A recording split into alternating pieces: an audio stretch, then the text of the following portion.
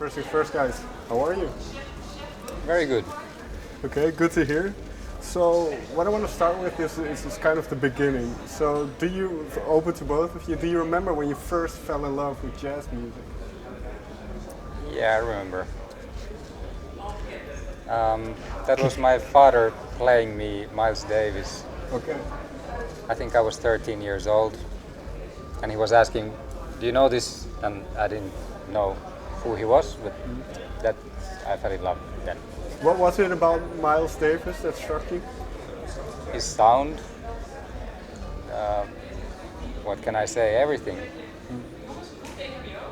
Yeah, everything. And then, did you play music then already? I played classical piano, so jazz gave me the freedom that I needed. Did you like playing classical? I loved it, but I was a lazy. I was lazy, so jazz was more for me. And for you, Nicolas? For me, I was also playing classical music, like classical saxophone in the music school. And then someday a friend said like, "Hey, come and join us in the jazz class." I was like, "Jazz class? What is that?" I said, "Yeah, you come over, you would like it." And then I decided maybe I want to become a musician. That's when the freedom was all about. Like they told me like, now you can play whatever you want. And so I think still today it's what attracts me in this music the most is the freedom you get playing this music. And well, Alexi, you mentioned the word freedom as well. So what makes jazz so free? What makes it?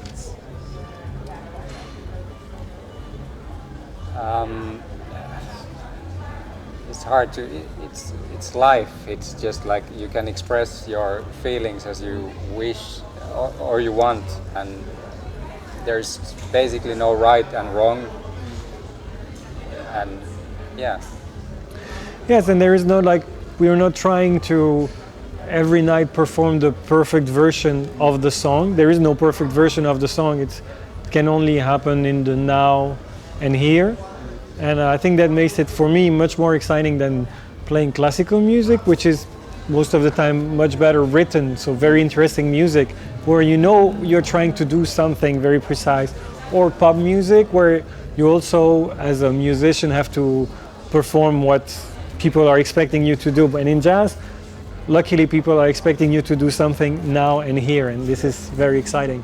In that sense then, do you consider yourselves more of a live band than that whole recording process? Somehow, yes, but we try in studio as well to make a record of us today, and let's say it's a challenge because it's going to be on a record, so you might think more about the things, but more and more I think it has to be like for me it's better, it works better if I just think let's do it today. It would be different tomorrow, it would be different next week, but let's make a record today, and I think the music is more interesting like this. I don't know if you agree with that. Yeah, definitely. And if you go back to when you first met, did you immediately know that you wanted to play music together? I think we met at a concert where Nicolas was playing. I hope that was the first. No, yeah. No, I heard him play, and first of all, I loved his composition, what I heard, and then and also his playing. So I really wanted to play with him. We were still in the music school at the time in Brussels, and Alexi and Teun, the drummer of this band, were already playing together, and they were like a few years ahead of me in the school. So I was looking up to them, and then I was really happy then when Alexi came to me and said like, "Hey, do you want to play sometime together?" So that was how it happened. Do you think, because a lot of jazz musicians I speak to, they have gone through some conservatory or studied, do you think it's important to study jazz? Or do you notice now that you have a lot of advantages? I think it's important to study jazz.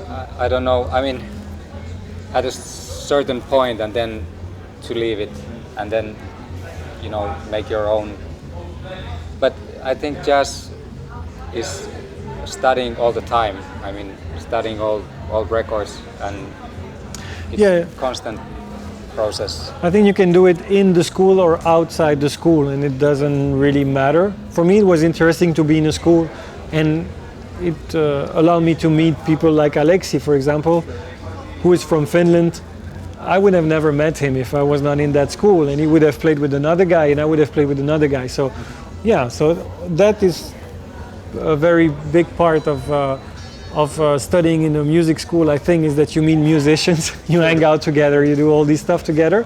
So that's very positive. And then we learn a lot of theory, which, like Alexi said, after a while you just want to forget it. And then, well, it's quite interesting how your career path took off, because you did quite well early on. And then the label kind of decided, well, we're not doing jazz anymore. So what was that moment like for you? Well, we were thinking to do already the second album, so everything was planned in the head, in my head at least. And it was with Warner Music, so it was really exciting and like very big prospects. Yeah. And then, but then, you know. So what happens immediately after you hear that? Okay, the record is off. Where do you go then with the band and with your mind? Where do you go? Well, I think that must be like over 10 years ago, 12 years ago or something like that. So maybe then the record labels were more like important than now.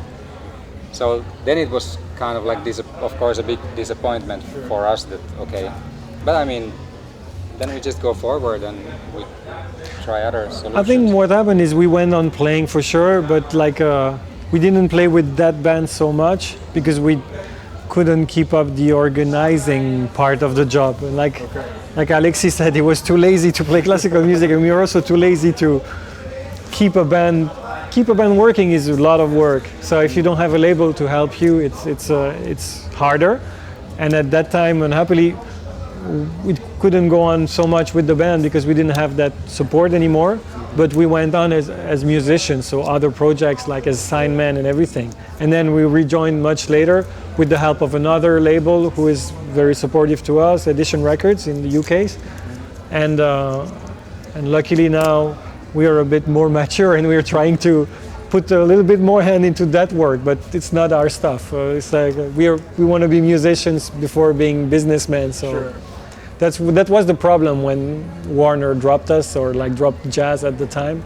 So it's the business side, not necessarily creative? The music, no. Every time we played together, and we played together in other projects in the meantime, the music was never an issue, I think. We were always happy to play together.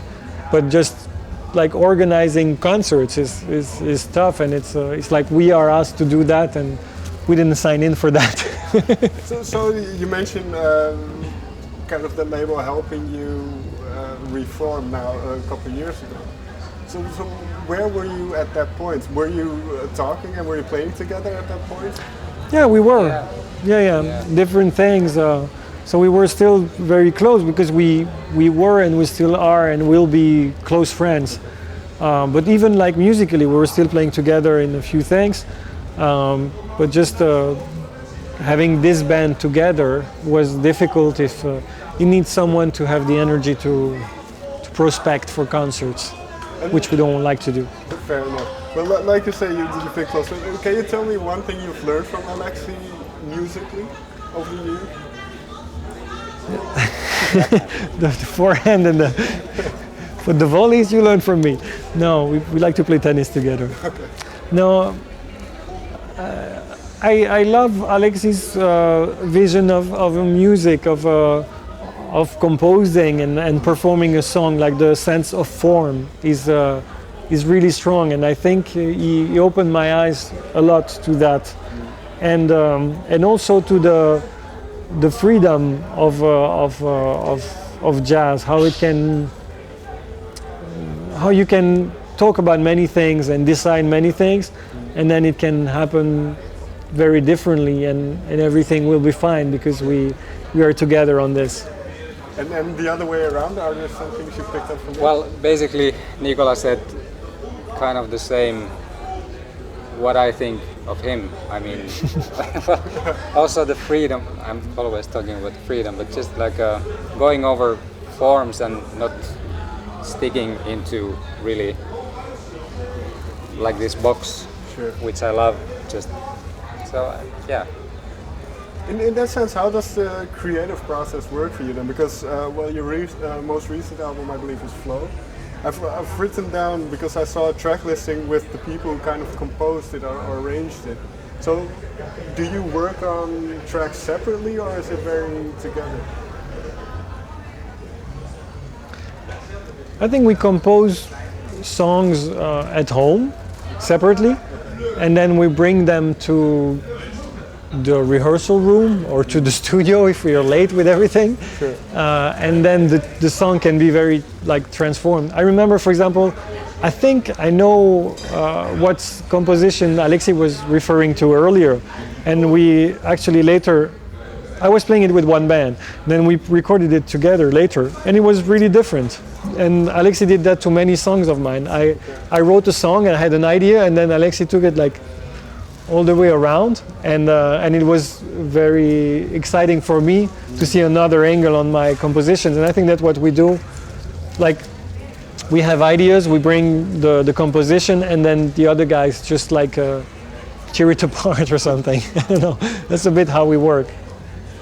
Yeah.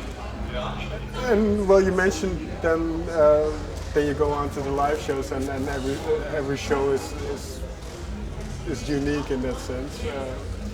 How do you experience playing live? Is it very conscious? Are you very aware of what you're doing, or is it?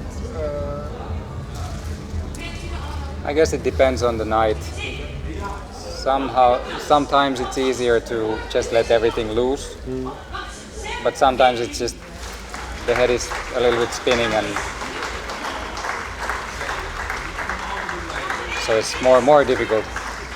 When was the most recent good gig you've had? The last time you kind of had a really good gig?